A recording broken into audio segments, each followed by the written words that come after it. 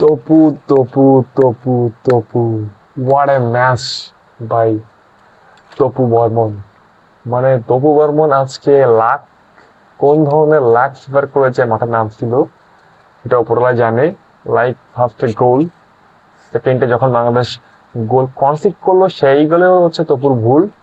আর last গোলটা মানে ওখানে বিশ্বনাথ হচ্ছে একটা অ্যাথলেটিক্স ট্রাই করছে, তপু লিটারালি স্লিপ করে পড়ে গেছে, পড়ে যে উঠে জাস্ট মাথার লেগে বল ঢুকে গেছে। মানে কোন ধরনের লাক নিয়ে মাঠে নামলে আসলে। আর যাই হোক, বাংলাদেশের কংগ্রাচুলেশন, থমাস পিলান্ডারের প্রথম ম্যাচ, ইভেন ইউরোপের মাটিতে বাংলাদেশের প্রথম জয়, সব মিলিয়ে একটা পজিটিভ স্টার্ট থমাস জুলির জন্য। বাট স্কোয়াড নিয়ে কথা হবে, স্কোয়াড নিয়ে অনেক কথা হবে সামনে। বাট রফিক এই হারাইটা যে কোন সে ভিত্তিতে স্কোয়াডে নাই, আমার একটা প্রশ্ন থাকলো সবার কাছে।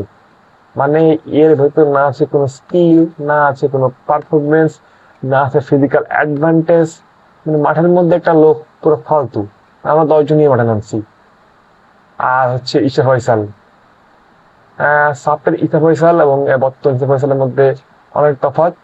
আর তার ইম্প্রুভমেন্ট করার অনেক জায়গা আছে এবং তার জায়গায় যে আসলে ব্যাকআপ রয়েছে, ব্যাকআপ যে মেন চয়েস জায়ান। তো জায়ান আজকে অসাধারণ খেলছে ভাই। মানে সেকেন্ড হাফে লাগার পরে Zayan is totally killing. And Mitul Marma, আর কিছু বলবো না। মিতুল মার্মা নিয়ে আমি কিছু বলবো না।